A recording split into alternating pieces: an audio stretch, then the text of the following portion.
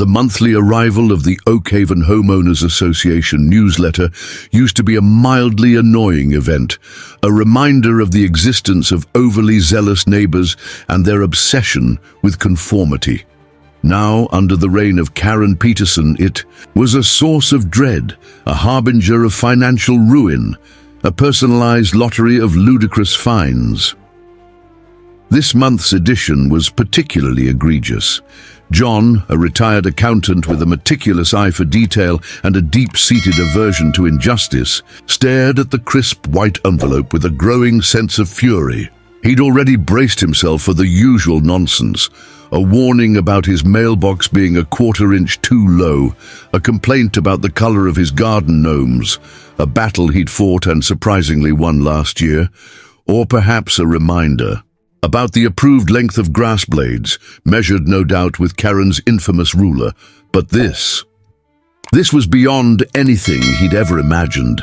He ripped open the envelope and scanned the contents. There, nestled among the usual announcements about upcoming potlucks and landscaping committee meetings, was a notice of violation addressed to him, John Miller, resident of 14 Maple Drive.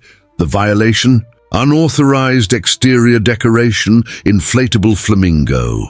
The fine, $500. John blinked. He reread the notice. He looked out his window at his meticulously maintained, decidedly flamingo-free front yard. He didn't own an inflatable flamingo. He had never owned an inflatable flamingo. He despised inflatable flamingos. He wasn't alone. The next morning, the neighborhood was abuzz with outrage. Phone calls flew back and forth.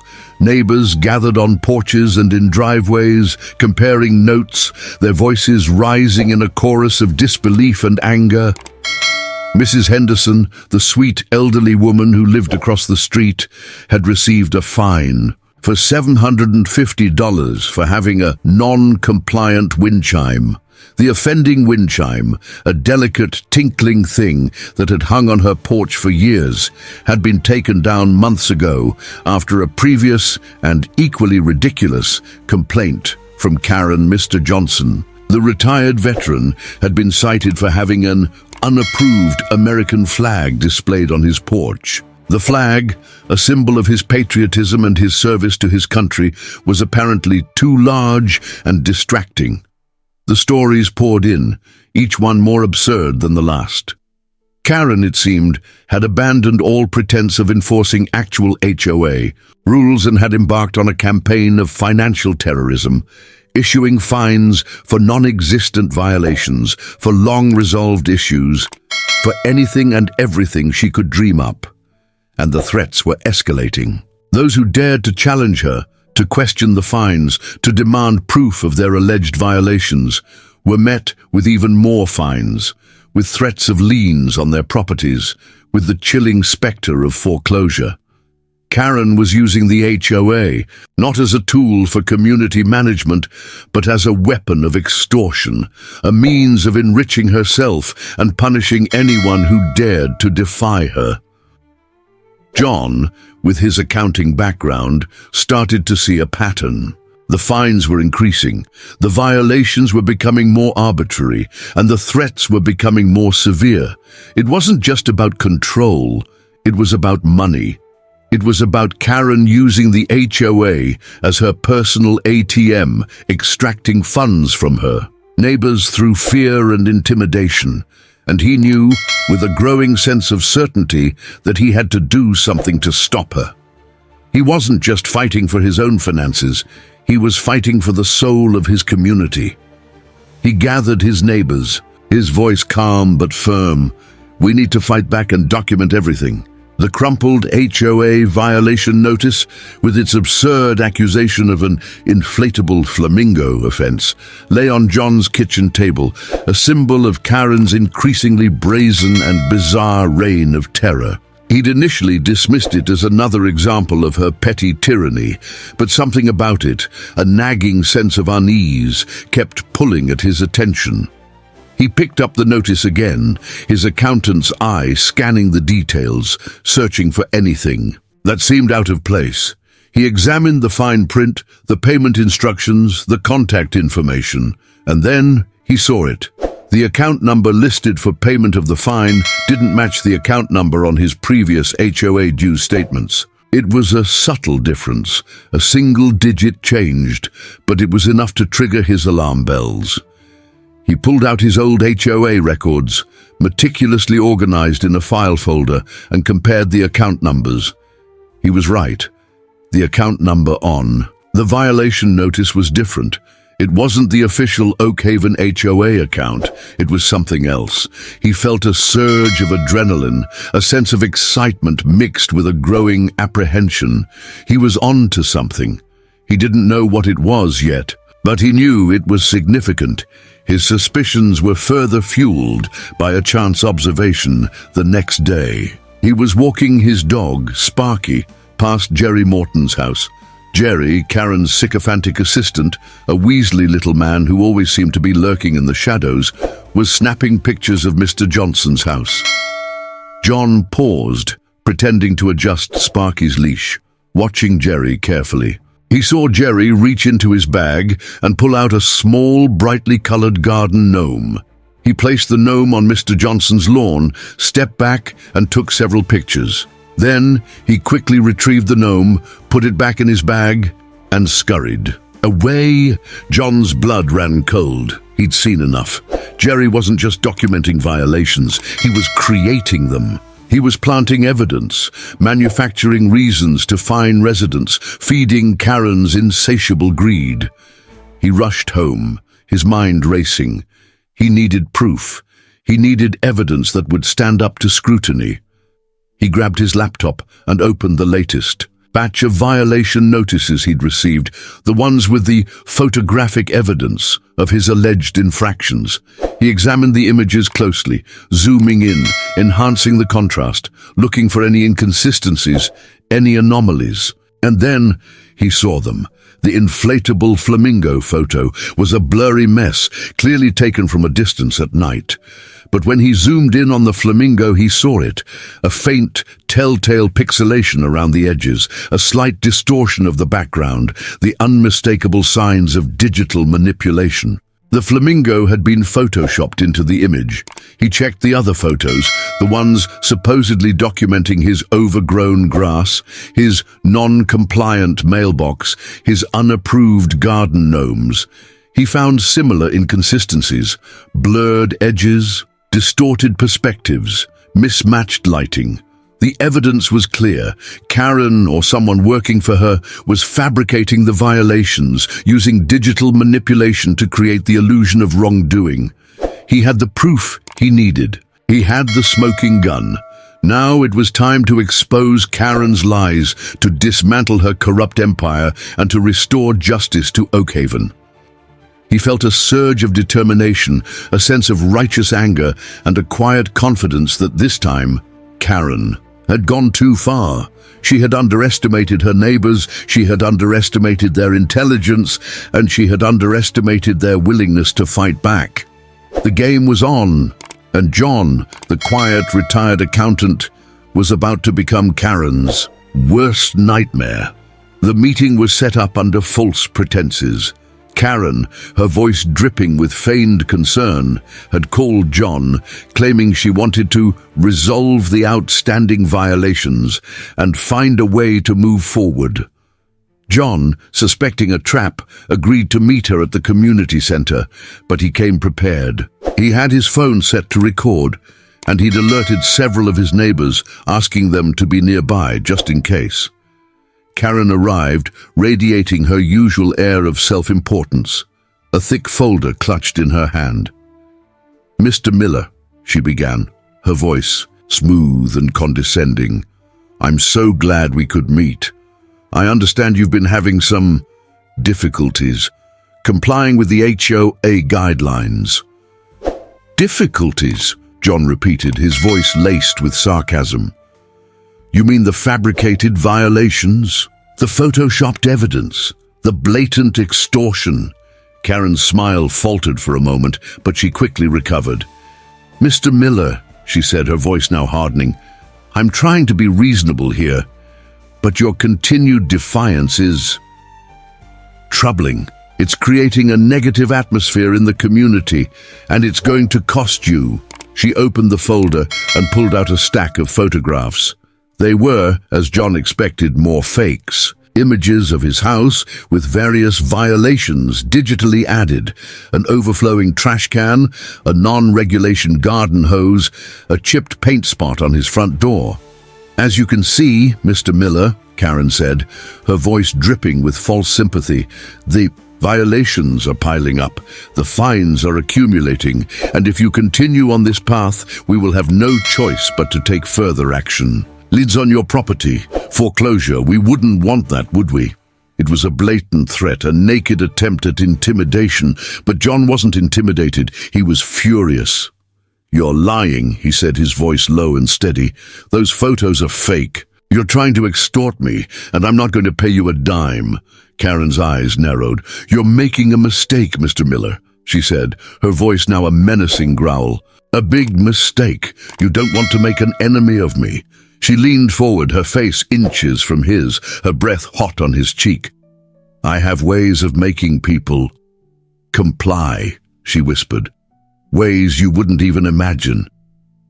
And then, in her agitation, in her overconfidence, in her blind rage, she made a mistake. A crucial, irreversible mistake. As she leaned forward, the folder she was holding slipped from her grasp, scattering its contents across the floor. Among the fake photos and the threatening letters, a single sheet of paper fluttered down, landing. Face up at John's feet, it was a list, a handwritten list titled simply Oakhaven HOA Revenue Projections.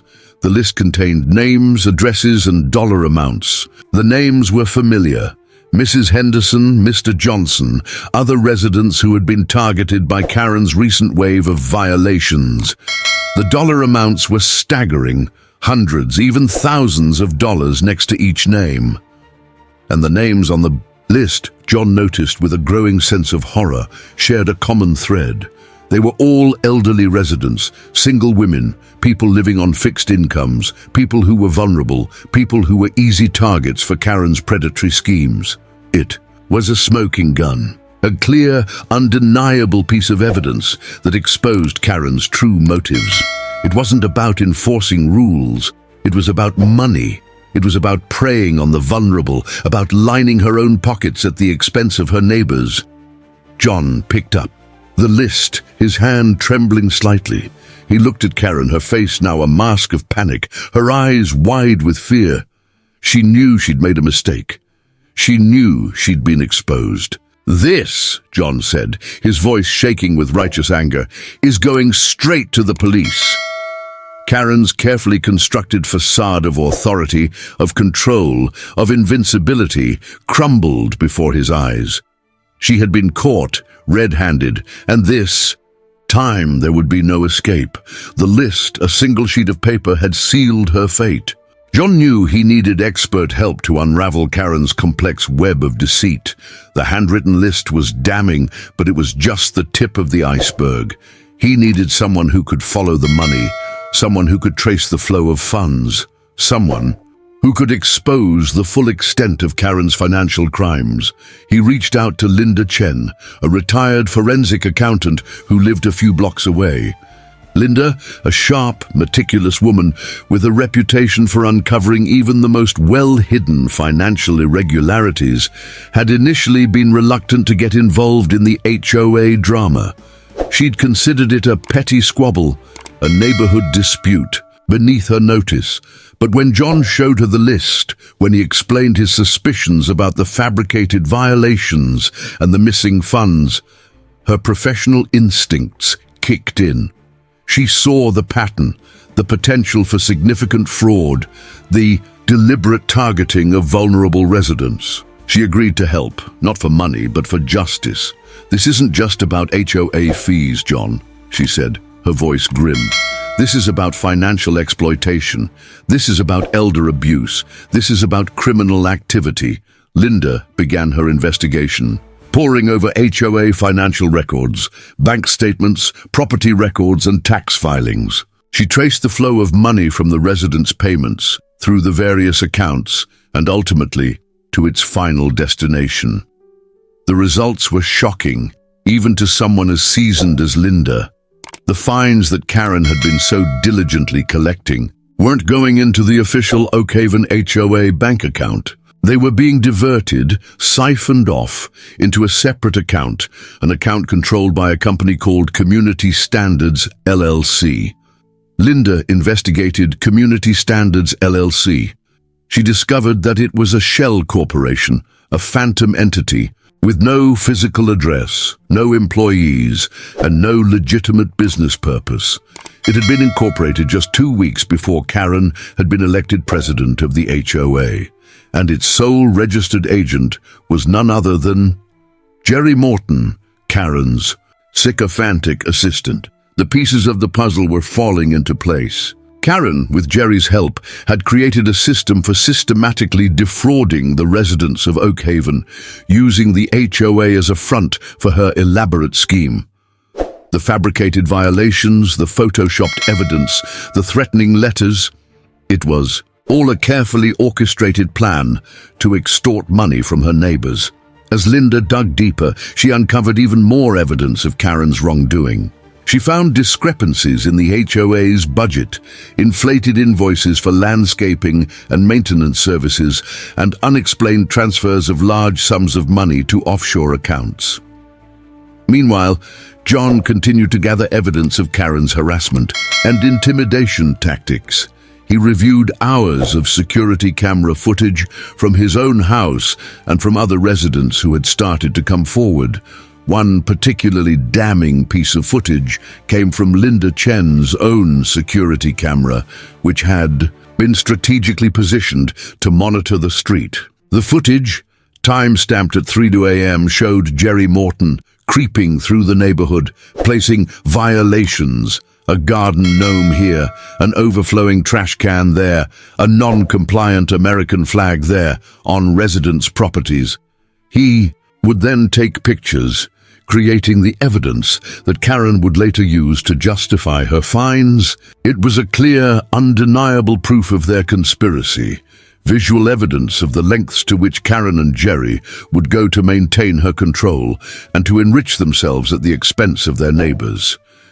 The trap was closing, the evidence was mounting, and the time for reckoning was rapidly approaching.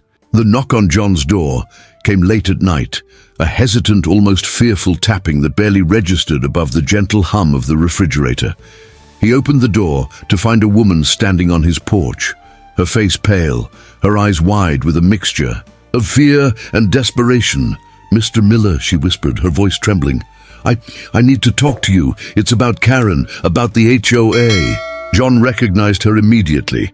It was Carol Matthews, Karen's personal assistant, a quiet, unassuming woman who always seemed to be lurking in the background, taking notes, scheduling appointments, and generally doing Karen's bidding. "Come in, Ms. Matthews," John said, stepping aside to let her enter. He led her to the kitchen table, his mind racing. What could have prompted this unexpected late-night visit? What did she know? Carol sat down, her hands shaking so violently she could barely hold the small USB drive she clutched in her fist. I can't do this anymore," she said, her voice choked with emotion. "I can't be a part of this. It's wrong. It's evil." She took a deep breath, trying to compose herself. "I know everything," she continued. "I know about the fake violations, the photoshopped evidence, the diverted funds. I know about Karen's plan. I know everything." She handed John the USB drive. "It's all on here," she said. "Emails, recordings, bank statements, everything. It's proof of everything she's been doing." John inserted the USB drive into his laptop, his heart pounding with anticipation. He opened the first folder and then another and another. The sheer volume of incriminating evidence was staggering. There were emails between Karen and Jerry discussing their revenue targets, their strategies for maximizing collections, and their plans for eliminating resistance. There were recordings of Karen's phone calls filled with threats, intimidation, and blatant racism. There were spreadsheets detailing the flow of funds from the HOA account to Community Standards LLC and then onto Karen's personal accounts. Carol filled in the gaps, providing context, explaining Karen's methods, revealing the full extent of her depravity. She confirmed that Karen and Jerry had been systematically targeting vulnerable residents, people who were elderly, financially insecure, or simply too intimidated to fight back.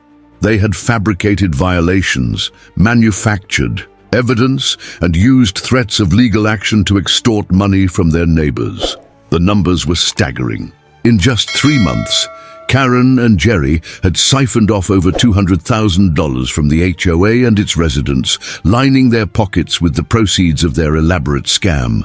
And then, Carol revealed Karen's ultimate plan, the one that had finally pushed her to come forward. Karen was planning to impose a mandatory security upgrade on the entire community, a $5,000 assessment per household, ostensibly to install new streetlights and security cameras. But the company that would be performing the work, Secure Solutions, Ingerty, was yet another shell corporation, this one owned by Karen's brother. It was a brazen, audacious scheme designed to extract even more money from the already beleaguered residents of Oakhaven. And it was the final straw for Carol. She couldn't stomach it anymore. She had to act. "I'm scared, Mr. Miller," she said, her voice trembling. "Karen is a dangerous woman. She's capable of anything." "You did the right thing, Ms. Matthews," John said, his voice firm and reassuring. "You're very brave, and I promise you, we're going to stop her. We're going to expose her for what she is, and we're going to make sure she never hurts anyone again." He looked at the USB drive, at the mountain of evidence it contained. He had the truth, he had the proof, and now he had an insider, a witness who could testify to Karen's crimes. The game was over.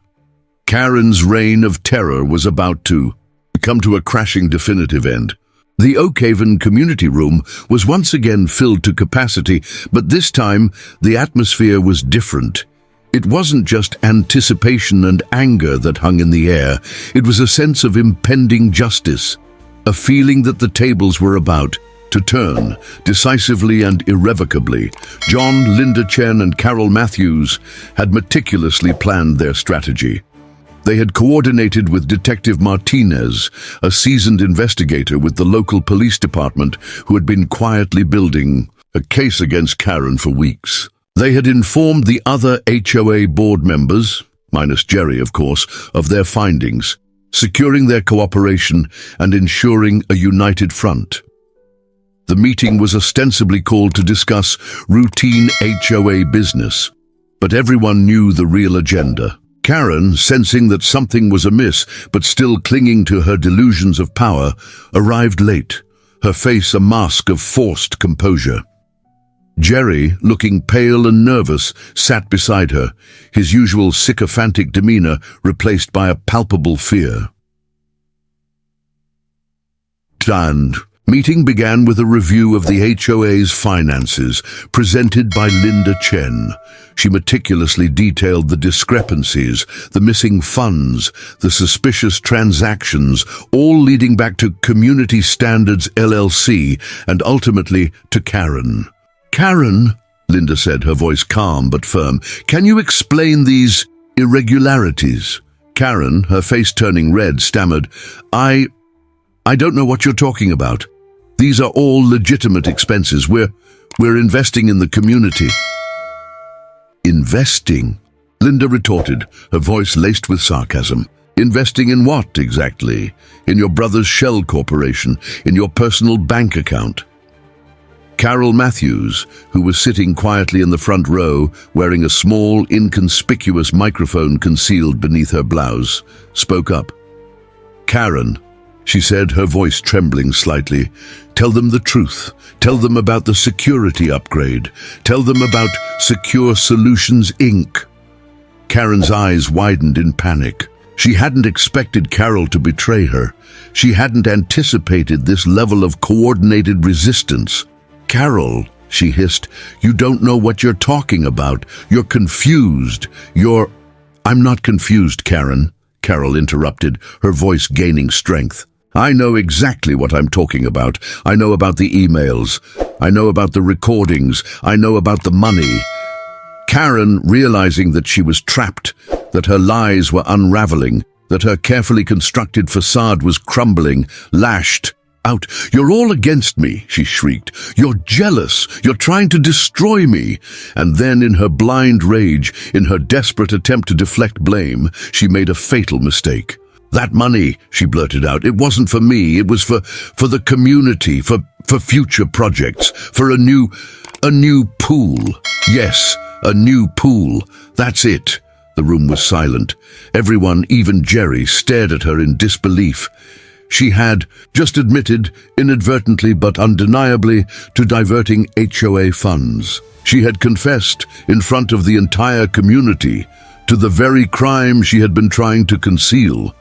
Detective Martinez, who had been listening to the entire exchange via a live feed from Carol's microphone, gave the signal. The doors to the community room burst open, and several uniformed police officers entered, their faces grim and determined. "Karen Peterson," one of the officers announced, "you're under arrest. You have the right to remain silent." Karen stared at the officers, her mouth agape, her eyes wide with terror. She looked at Jerry, who was also being handcuffed, his face a mask of despair. She looked at the faces of her neighbors, the people she had so ruthlessly exploited, and she saw not sympathy, not pity, but cold, hard justice. As the officers led Karen and Jerry away, a spontaneous cheer erupted from the crowd. It was a cheer of relief, of vindication, of a community finally freed from the grip of a tyrant. But the surprises weren't over. When the police searched Karen's laptop, seized. As evidence, they discovered a file, carefully hidden, that revealed the true extent of her greed. It contained details of an offshore bank account located in the Cayman Islands, holding over $1 million. The accumulated proceeds of her years of fraud and extortion. The quiet, unassuming HOA president was not just a petty thief. She was a sophisticated criminal, a master manipulator, a woman who had systematically plundered her community's resources for her own personal gain. And now, finally, she would face the consequences. The arrest of Karen Peterson, the seemingly untouchable HOA president of Oakhaven, sent shockwaves far beyond the quiet suburban community. The discovery of her offshore bank account, the sheer scale of her fraud, and the meticulous documentation provided by John, Linda Chen, and Carol Matthews attracted the attention of the FBI. The Bureau's investigation revealed a pattern of criminal activity that was far more extensive and far more sophisticated than anyone had initially imagined. Karen wasn't just a local bully. She was a serial fraudster, a con artist who had perfected her scheme over years, moving from state to state, preying on vulnerable communities, and using HOAs as her personal piggy bank. The FBI discovered that Karen had operated in at least 12 other states, using variations of the same scam, infiltrating HOAs, fabricating violations, extorting money from residents, and then moving on before her crimes could be fully exposed. She had left a trail of financial ruin, broken trust, and shattered communities in her wake. The scale of her operation was staggering. The FBI estimated that she had stolen millions of dollars from hundreds, perhaps thousands, of homeowners across the country. She had used the money to fund a lavish lifestyle, to purchase properties, to invest in offshore accounts, and to perpetuate her elaborate scheme. The public outcry was immediate and overwhelming. The story of Karen Peterson became a national scandal, a symbol of HOA abuse, a cautionary tale about the dangers of unchecked power and the vulnerability of homeowners to predatory practices. In response to the growing crisis, the federal government, established a new task force dedicated to investigating and prosecuting HOA fraud across the country. The task force, comprised of agents from the FBI, the Department of Justice, and the Department of Housing and Urban Development, was given a broad mandate to crack down on abusive HOAs, to protect homeowners' rights, and to ensure that these organizations were operating legally and ethically. Back in Oakhaven, the community began the long process of healing and rebuilding. Linda Chen, whose forensic accounting skills had been instrumental in exposing Karen's crimes, was elected as the new president of the HOA. She immediately implemented a series of reforms designed to ensure transparency, accountability, and fairness. The HOA's financial records were made public, all meetings were open to residents, and a system of checks and balances was established to prevent any future abuse of power.